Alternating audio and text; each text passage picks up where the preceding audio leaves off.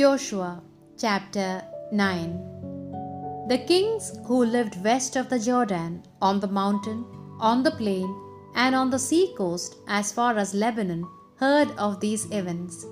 Therefore, the Hittites, Amorites, Canaanites, Perizzites, Hivites, and Jebusites made a pact and came to an agreement to fight as one against Joshua and Israel. The inhabitants of Gibeon came to know what Joshua had done to Jericho and Ai, and decided to deceive the Israelites. They prepared provisions for themselves, loaded some worn out, torn and mended sacks and wineskins on their asses, put on worn out and patched sandals and clothes. For their journey they brought some dry bread broken into pieces. Then they went to Joshua to the camp at Gilgal and said to him and to the men of Israel, "We come from a faraway land to make a pact with you." The Israelites answered the Hivites, "You may be living right among us. If so, we cannot make a pact with you."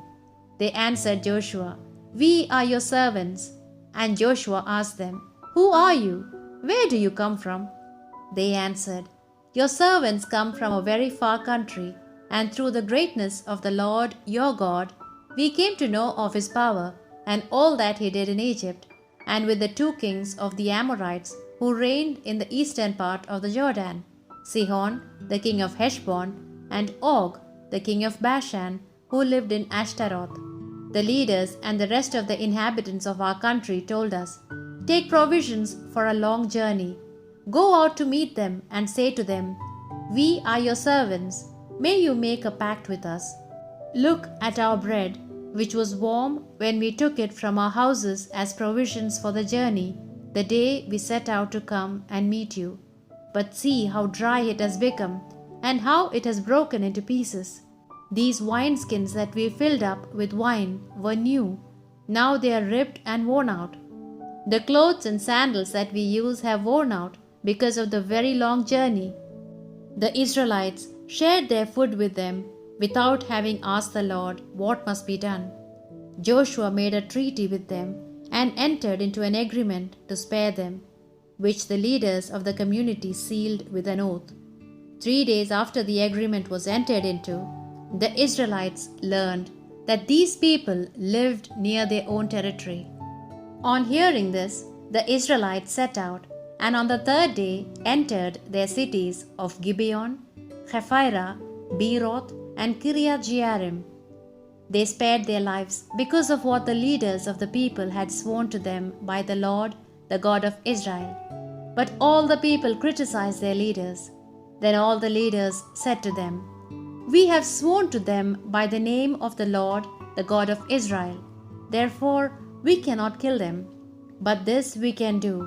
We shall let them live so that the anger of the Lord may not be upon us because of the oath we have sworn to them. But they shall serve us by cutting firewood and fetching water for the community of Israel." Then Joshua summoned the Gibeonites and told them about the decision of the leaders. "Why did you deceive us and say to us that you come from very far, when, in fact, you live right in our midst? Henceforth you are cursed, and shall always be our slaves, to cut wood and fetch water for the house of my God." The Gibeonites answered, "We came to know that the Lord had commanded Moses to destroy all the inhabitants of the entire land he gave you. Since we were in great fear for our lives at your advance, we opted for this measure. And now we are in your hands. Do with us whatever seems good and just to you." Joshua fulfilled his promise and did not let the Israelites kill them. But from that day on, Joshua made them cut firewood and fetch water for the whole community and for the altar of the Lord, in the place the Lord would choose. And this they have continued to do to this day.